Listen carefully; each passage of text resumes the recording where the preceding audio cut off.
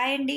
నమస్తే. నేను మీ లక్ష్మీ చౌదరిని. వెల్కమ్ టు మిస్టరీ మధురిమలు Telugu audio stories channel. Hridayadatri part 110తో మీ ముందుకు వచ్చేసాను. కథలోకి వెళ్లే ముందు ఎప్పట్లాగే రిక్వెస్ట్, వీడియోకి లైక్స్ హైప్స్ ఇచ్చి వీడియోని ప్రోత్సహించండి యార్. ఇక ఆలస్యం చేయకుండా కథలోకి వెళ్ళిపోదాం. సిఐకి ఫోన్ చేస్తూ గార్డెన్లోకి వెళ్ళిపోతాడు దేవ్. సిఐ ఫోన్ లిఫ్ట్ చేసి, హలో దేవాంష్ గారు, ఈ టైంలో కాల్ చేశారు అని అడుగుతాడు. మా నాన్నమ్మ ఆవిడని ఒకసారి కలవాలని చాలా అడుగుతున్నారు, కానీ జైలుకి వచ్చి కలవడం నాకు ఇష్టం లేదు. హాస్పిటల్కి ఎప్పుడు తీసుకువెళ్తున్నారు, ఏమైనా ఐడియా ఉందా అని అడుగుతాడు దేవ్. ఆవిడ అసలు ముందు తనకి క్యాన్సర్ అంటేనే నమ్మట్లేదు. ఎంతసేపటికి నేను ఎంత ఆరోగ్యంగా ఉన్నాను, నాకేం క్యాన్సర్ అన్నట్లుగానే మాట్లాడుతుంది.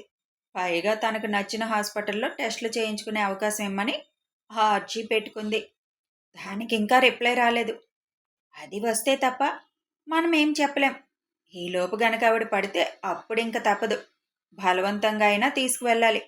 ఆవిడ ట్రీట్మెంట్కి ఒప్పుకుంటేనే కదా మనం చేయగలం. ఒప్పుకోకపోతే ఏం చేయలేం. పైగా పొలం మీద వస్తుంది, బోల్డ్ డబ్బులు వస్తాయని ఎదురు చూస్తుంది. ఆ పొలం లేదు, అది ఆల్రెడీ వాళ్ళ అన్న అమ్మేసుకున్నాడంట. ఆ విషయం ఆవిడికి తెలిసేలా మీరే మాట్లాడండి.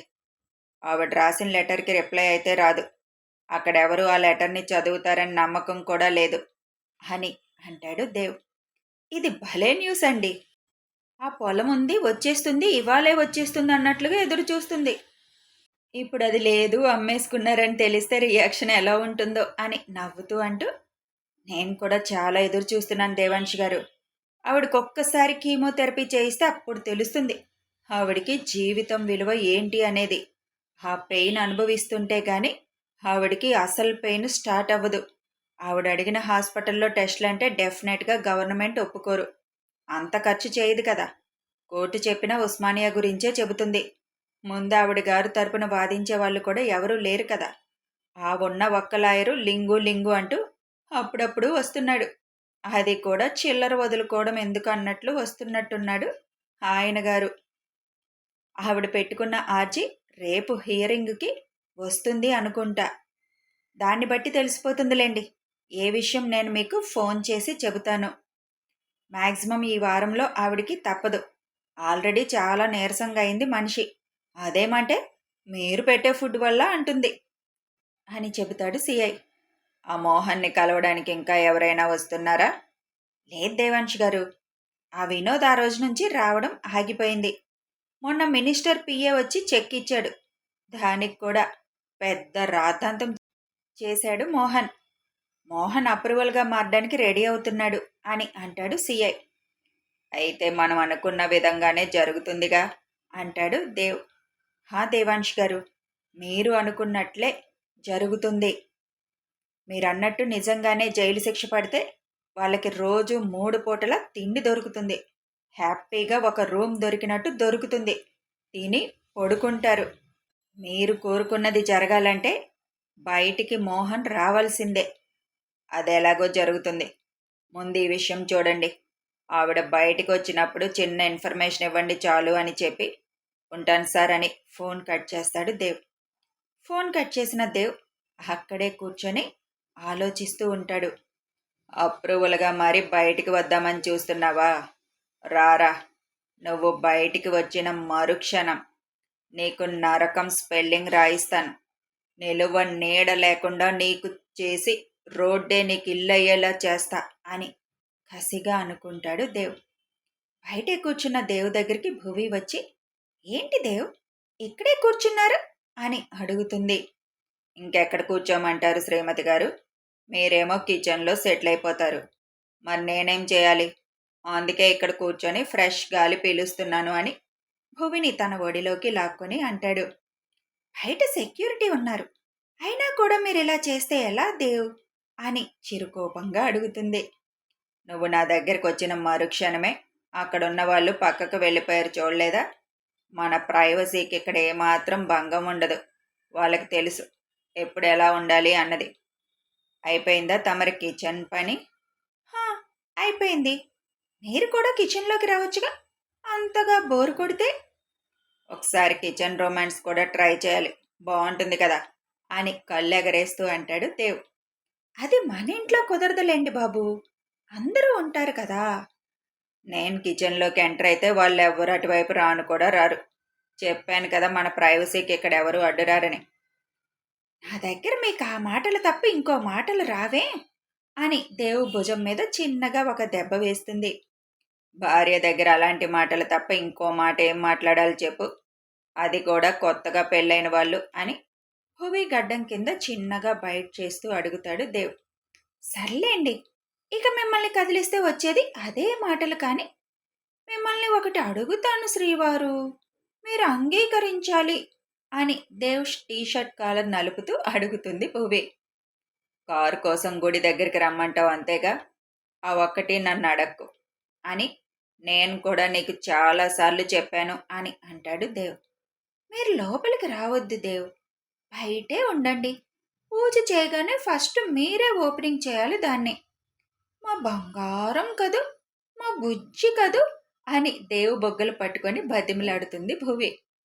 నువ్వేమన్నా నేను రాలేను దాత్రి.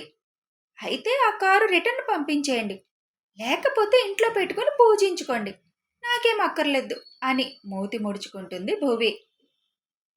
మీ ఆడవాళ్ళకున్న ఆయుధం అలగడం. చచ్చినట్టు వాళ్లే ఒప్పుకుంటారులే అలిగితే అని మీకు ధీమా కదా దాత్రి. నేనేం అలగలేదులేండి. పూజ చేయకుండా ఆ కారు నేను బయటికి తీయను. దానికి మీకు ఇష్టం లేదు, ఇంకెందుకు మరి ఈ అలక. కారు వరకు మాత్రమే అని బొంగమూతి పెట్టుకొని చెబుతుంది.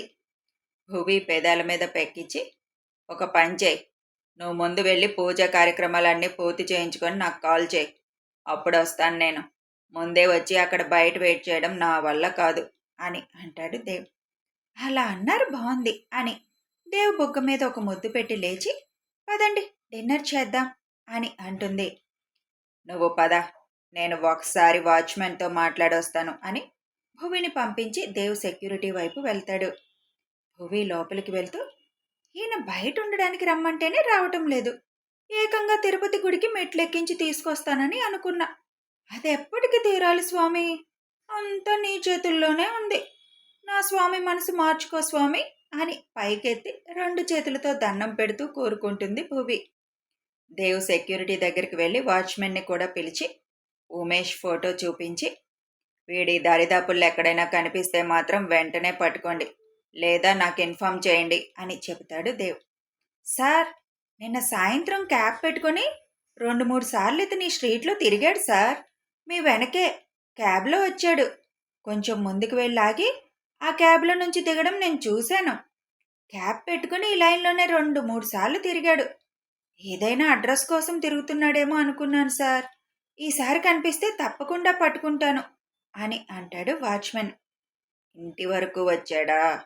హాస్పిటల్ బెడ్ ఎక్కడానికి వీడికి తొందర ఎక్కువగా ఉన్నట్టుందే అనుకుంటూ కేర్ఫుల్గా ఉండండి అని అందరికీ చెప్పి లోపలికి వచ్చేస్తాడు దేవ్. వంశీ ఫ్లాట్కి వస్తుంది నందు. లోపలికి వస్తున్న నందుని చూసి, ఏంటి నందు ఈ టైంలో ఎక్కడికి వచ్చావు అని అడుగుతాడు వంశీ. నా ఇంటికి నేను వచ్చాను, మీకెందుకు బాధ అని చేతిలో ఉన్న బాక్స్ టేబుల్ మీద పెట్టి కిచెన్లోకి వెళ్తుంది నందు. అది కాదు నందు, నువ్వు ఈ టైంలో వస్తే మీ అమ్మగారు వాళ్ళు ఏమనుకుంటారు? ఇది నీ ఇల్లే, నేను కాదండం లేదు, కానీ పెళ్ళయ్యే వరకు ఆగొచ్చుగా. హలో సార్, మా అన్నగారు ఇక్కడ దింపి వెళ్ళారు, మిమ్మల్ని తర్వాత నన్ను అక్కడ దింపమన్నారు అని 2 ప్లేట్లు పట్టుకొని టేబుల్ దగ్గరకు వచ్చి కూర్చుంటే తిందాం అని అంటుంది నందు. ఇప్పుడు నా కోసం ఫుడ్ పట్టుకొని వచ్చావా అని నవ్వుతూ అడుగుతాడు వంశీ. మరి తమరు అక్కడికి రావడానికి తెగ ఫీల్ అయిపోతున్నారు కదా, ఇంత మొహమాటం అయితే ఎలా? అందుకే మన ఇద్దరికి కొద్దిగా స్పేస్ దొరుకుతుందని అన్నయ్య వెళ్ళమన్నాడు. మీకు నేను రావడం నచ్చలేనట్టుందిగా. సరే, మీరు భోజనం చేయండి, నేను వెళ్తాను అని వెళ్ళబోతున్న నందు చేయి పట్టుకొని తన మీదకి లాక్కుంటాడు వంశీ. హలో సార్, నేను ఫుడ్ పెట్టడానికి వచ్చాను, సరసాలాడడానికి రాలేదు అని వంశీ చూపుకి తాళలేక సిగ్గుగా తల వంచుకొని చిన్నగా చెబుతుంది. వచ్చాక అన్ని విందులు పెట్టాలి కదా అని అల్లరిగా అంటాడు వంశీ. ప్లీజ్ వంశీ గారు, త్వరగా భోజనం చేయండి, నన్ను డ్రాప్ చేద్దురు అంటుంది చిన్నగా. ఇది నీ ఇల్లు అన్నావుగా, ఉండిపోవచ్చుగా అని టోన్ మార్చి మరీ అంటాడు వంశీ. వంశీ గుండెల మీద తల పెట్టుకొని, ఒక్కసారి 3 ముళ్ళు వేసేయండి. ఇక వెళ్ళమన్నా వెళ్ళను ఇక్కడి నుంచి అని అంటుంది. నందు నుదురు మీద ముద్దు పెట్టి, థ్యాంక్ యూ నందు, ఒంటరిగా ఉన్న నా జీవితానికి వెలుగులు నింపడానికి వస్తున్నందుకు అని వదిలి, పద, తొందరగా తినేసి నువ్వు వెళ్తే బాగుంటుంది, లేకపోతే ఏదైనా జరగొచ్చు అని కొంటిగా అంటాడు వంశీ. వంశీ మాటలకి చిరుసిగ్గుతో ఇద్దరికి ప్లేట్లో వడ్డిస్తుంది నందు.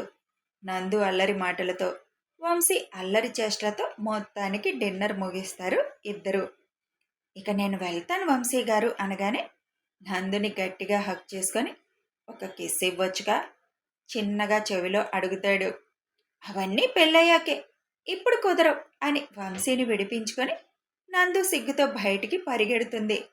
వంశీ నందుని డ్రాప్ చేసి రిటర్న్ అవుతుండగా ఆ ఇంటినే చూస్తున్న ఒకడు వంశీ కళ్ళకి కనిపిస్తాడు. వంశీ 2 నిమిషాలు అలాగే బండాపి ఫోన్ చూసుకుంటున్నట్టు నటించి ఒక కంటవాడిని గమనిస్తూ ఉంటాడు. వాడు అలాగే అక్కడే నుంచొని ఇంటివైపే చూస్తూ ఉండడం గమనించి ఎందుకో డౌట్ వస్తుంది వంశీకి. ఒకవేళ వినోద్ ఏమన్నా మనిషిని పెట్టాడా, ఇక్కడేం జరుగుతుందో తెలుసుకొని చెప్పమన్నాడా అనే డౌట్ వచ్చి వెంటనే ధీరజ్కి ఒకసారి బయటికి రాని మెసేజ్ పెట్టి బండి దిగి వాచ్మెన్ దగ్గరికి వస్తాడు. అక్కడుంటున్న అతను ఎప్పటి నుంచి ఉంటున్నాడు అని వాచ్మెన్ అడుగుతాడు వంశీ. ఇవాళ పొద్దునే కొత్తగా వచ్చాడు సార్, ఆ పక్క బిల్డింగ్ కడుతున్నారు కదా, దాన్ని చూసుకోవడానికి వచ్చానని చెప్పాడు. కానీ వాడి చూపంతా మన ఇంటి వైపే ఉండడం చూసి నేను అడిగాను సార్. దానికి వాడు, ఊరికినే అలా చూస్తున్నాను, చూడకూడదా ఏంటి అని అన్నాడు. నేను అడిగితే, నేను ఇక్కడే ఉంటాను, నైట్ టైం వాచ్మెన్ దొరకలేదు కదా, దొరికే వరకు నేనే ఉంటాను ఇక్కడ అన్నాడు అని చెబుతాడు వాచ్మెన్. అప్పటికే ధీరజ్ కిందకి వచ్చేయడంతో, ఏంట్రా సంగతి అని అడుగుతాడు. వాచ్మెన్ చెప్పిందంతా చెప్పి తన అనుమానం కూడా చెప్తాడు వంశీ. లోపల నుంచే 2 నిమిషాలు ధీరజ్ వాడిని గమనిస్తాడు. వాడు చెప్పిన బిల్డింగ్ అవతలి వైపుకి ఉంది. ధీరజ్ వాళ్ళ ఇంటికి ఎదురుగా కూడా లేదు. కానీ మన ఇంటి దగ్గరలో నిలబడ్డం, చూడ్డం ఏంటి, ఉంటే ఆ బిల్డింగ్ దగ్గర ఉండాలి అని అనుమానం వచ్చి, నువ్వు బైక్ స్టార్ట్ చేయ వంశీ అని అక్కడున్న సెక్యూరిటీ నలుగురిని పిలిచి రోడ్డుకి ఇటువైపు వెళ్ళి నుంచోమని, వాడొకవేళ అనుమానం వచ్చి ఇటువైపు వస్తే పట్టుకోమని వాళ్ళకి చెబుతాడు. వంశీ బైక్ స్టార్ట్ చేయగానే ధీరజ్ బైక్ ఎక్కి, స్లోగా వాడి ముందుకు పోనివ్వరా అని అంటాడు. వాడి వైపే బైక్ రావడం చూసి అనుమానం వచ్చి పరుగు అందుకుంటాడు వాడు. వంశీ బైక్ స్పీడ్ పెంచడంతో వాడు పరుగు ఏమాత్రం చేయగలడు. కొద్ది దూరంలోనే ధీరజ్ వెనక నుంచి వాడి కాలర్ పట్టుకుంటాడు. వంశీ అలాగే బైక్ టర్న్ తిప్పి ఇంటి ముందుకి తీసుకువస్తాడు. అప్పటికే సెక్యూరిటీ పరుగున అక్కడికి రావడంతో వాళ్ళ చేతికి వాడిని అప్పగించి బైక్ దిగుతాడు ధీరజ్. ఎవర్రా నువ్వు అని అడుగుతాడు ధీరజ్. నేను ఆ బిల్డింగ్ దగ్గర ఉంటున్నాను సార్, అక్కడ వర్క్ చేస్తున్నాను, పగలు రాత్రి దాన్ని కనిపెట్టుకొని ఉండమన్నారు అని అంటాడు. మరి ఆ బిల్డింగ్ దగ్గర లేకుండా మా ఇంటి దగ్గర నీకేం పనిరా? ఊరికినే అలా నిలబడ్డాను సార్, మీ బిల్డింగ్ మోడల్ డిజైన్ బాగుందని చూస్తున్నాను, దానికే నన్ను ఇలా తీసుకొచ్చేయాలా అని అడుగుతాడు. సార్, వీడా బిల్డింగ్ దగ్గర కూర్చున్నా కూడా మన బిల్డింగ్ వైపే చూస్తున్నాడు సార్, అనుమానం వచ్చి నేను వెళ్ళి అడిగాను కూడా అని అంటాడు వాచ్మెన్. అప్పుడే ఆ కడుతున్న బిల్డింగ్ పక్క బిల్డింగ్ ధీరజ్ వాళ్ళ ఆపోజిట్ హౌస్ వాచ్మెన్ అక్కడికి వచ్చి, ఏమైంది సార్ అని అడుగుతాడు. మీ పక్కన కడుతున్న బిల్డింగ్ ఓనర్ నెంబర్ కానీ లేకపోతే కట్టించే కాంట్రాక్టర్ నెంబర్ కానీ ఉందా అని ఆ వాచ్మెన్ని అడుగుతాడు ధీరజ్. ఆ ఓనర్ నాకు నెంబర్ ఇచ్చి వెళ్ళాడు సార్, ఆ బిల్డింగ్ వైపు చూస్తూ ఉండమని, ఏదైనా అనుమానం అనిపిస్తే నాకు చెప్పమని ఇచ్చారు, ఆ నెంబర్ మీకు ఇస్తాను ఉండండి సార్ అని తన ఫోన్లో ఉన్న నెంబర్ ఇస్తాడు వాచ్మెన్. వెంటనే ధీరజ్ ఆ నెంబర్కి ఫోన్ చేసి తను ఎవరో చెప్పి, మీరు మనిషిని ఏమైనా పెట్టారా అని అడుగుతాడు. నేనేం పెట్టలేదు, అయినా అక్కడ అంత భయం ఏముంది, అది రిస్ట్రిక్ట్ ఏరియానే కదా, ఎవరు పడితే వాళ్ళు రానివ్వరు కదా అని అడుగుతాడు ఆ ఓనర్. అలా ఉన్న వీడు వచ్చాడు కదా సార్, ఓకే నేను చూసుకుంటానని ఫోన్ కట్ చేస్తాడు ధీరజ్. ఇప్పుడు చెప్పరా, కరెక్ట్గా సమాధానం చెప్తే దెబ్బ తినకుండా ఉంటావు, లేకపోతే ఏ కీలుకా కీలు ఎరగదీస్తాను అంటూ ధీరజ్ వాడి దగ్గరికి వెళ్ళేసరికి వెనుక 4 కండలు తిరిగిన సెక్యూరిటీ, ముందున 2 జిమ్ బాడీ మెయింటైన్ చేసే వాళ్ళలాగే ఉన్నారు. ఎందుకొచ్చిన గోల అనుకొని నన్ను వినోద్ సార్ ఇక్కడ పెట్టారు సార్.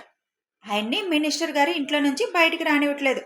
దాంతో ఇక్కడేం జరుగుతుందో తెలుసుకొని చెప్పమన్నారు. ముఖ్యంగా నందన మేడం గారు ఎక్కడికి వెళ్తున్నారు, ఏం చేస్తున్నారో తెలుసుకొని చెప్పమన్నారు సార్ అని పాఠం చెప్పినట్టు బుద్ధిగా చెప్పేస్తాడు. దానికోసం నీకెంత ఇచ్చాడురా వాడు అని వాడి కాలర్ పట్టుకొని సరి చేస్తున్నట్టుగా చేస్తూ అడుగుతాడు ధీరజ్. నెలకి 15,000 ఇస్తారు సార్. నేను నెలకి 25 ఇస్తా. నా కింద పని చేస్తావా అని అడుగుతాడు ధీరజ్. వెంటనే వాడు ఏం చేయాలి సార్ అని అడుగుతాడు. నువ్వు ఈ రోజు నుంచి ఇక్కడే ఈ వాచ్మెన్ రూమ్లోనే ఉండు. కానీ వినోద్కి ఇక్కడ విషయాలేమీ చెప్పకూడదు. ఇక్కడ జరిగేది ఒకటైతే అక్కడ నువ్వు చెప్పాల్సింది నేను చెప్పే విధంగా చెప్పాలి అని అంటాడు ధీరజ్. అది కూడా ఒక వారం రోజులు మాత్రమే.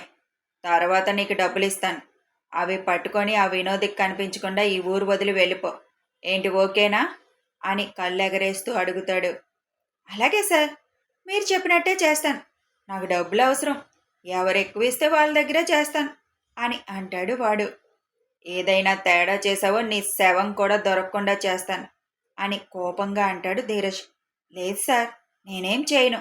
అయినా వీళ్ళందరూ నా చుట్టూనే ఉంటారు కదా, ఇంక నేనెందుకు చేస్తాను అని భయంగానే అంటాడు. ఇంకా ఎవరైనా ఇలా ఇన్ఫర్మేషన్ ఇచ్చేవాళ్ళు ఉన్నారా? లేదు సార్, రాత్రి నిర్ణయం తీసుకున్నారు. నందన మేడం గురించి ఏ విషయాలు తెలియడం లేదని, తన గురించి ఎప్పటికప్పుడు తెలుసుకోమని ఉదయమే నన్ను పంపించారు. నేను ఈ మధ్యనే వాళ్ళ దగ్గర జాయిన్ అయ్యాను. తొందరగా ఎవరు నన్ను ఆయన మనిషి అని గుర్తుపట్టరని నన్ను పంపించారు అని చెబుతాడు. ఏం పేరు నీది? రమణ సార్. చెప్పింది గుర్తుంది కదా? నేనిచ్చిన స్క్రిప్టే నువ్వు వినోద్ దగ్గర చదవాలి. కాదని తోక జాడిస్తే మాత్రం నా చేతిలో చేస్తావు అని చెప్పి సెక్యూరిటీకి అప్పచెప్తాడు అతన్ని. వీడు మీ అండర్లో ఉండాలి. ఏ మాత్రం తేడా రాకూడదు. అలాగే మన ఇంటికి ఇంకొంతమంది సెక్యూరిటీని పెంచండి అని చెప్పి చాలా టైం అయింది, నువ్వు వెళ్ళు అని వంశీతో అంటాడు ధీరజ్. ఇదంతా ఎందుకురా, వాడిని 4 తన్ని పంపించుకా అంటాడు వంశీ. వీడిపోతే ఇంకొకడు, వాడిపోతే ఇంకొకడు, అలా పంపిస్తానే ఉంటాడురా. డైరెక్ట్గా వాడితోటే తేల్చుకుందాము అంటే ఇప్పుడు ఎలాంటి గొడవలైనా పెళ్లి మీద ఎఫెక్ట్ పడుతుందని అమ్మ భయం. అందుకే పెళ్ళయ్యే వరకు మనం ఇలా మేనేజ్ చేయాల్సిందే. తర్వాత వాడి సంగతి ఏంటో తేల్చుదాం. తప్పదు, కొన్నిటికి ఇలానే మూవ్ అవ్వాలి. వాడి ప్లాన్ వాడికే తిప్పి కొడదాం. పెళ్ళి ప్రశాంతంగా జరగాలని అమ్మ కోరిక. అదన్నా తీరని అమ్మకి అని ధీరజ్ అనగానే, నువ్వన్నది కరెక్టేలే, మరి నేను వెళ్తాను అని వంశీ వెళ్ళిపోతాడు. ధీరజ్ లోపలికి వచ్చేస్తాడు. కథ కొనసాగుతుంది. మరి వినోద్ ఎలాంటి గొడవ చేయకుండా ఉంటాడా? పెళ్లి సజావుగా సాగుతుందా? భువి అసలు దేవుని తిరుపతి మెట్లు ఎక్కించగలదా? ఇవన్నీ తెలియాలంటే ఫాలో అయిపోండి. వీడియో నచ్చితే లైక్ చేయండి, షేర్ చేయండి, కామెంట్స్ రూపంలో మీ అభిప్రాయం తెలియచేయండి, సబ్స్క్రైబ్ చేసుకొని ఛానల్ సపోర్ట్ చేయండి. Thanks for watching.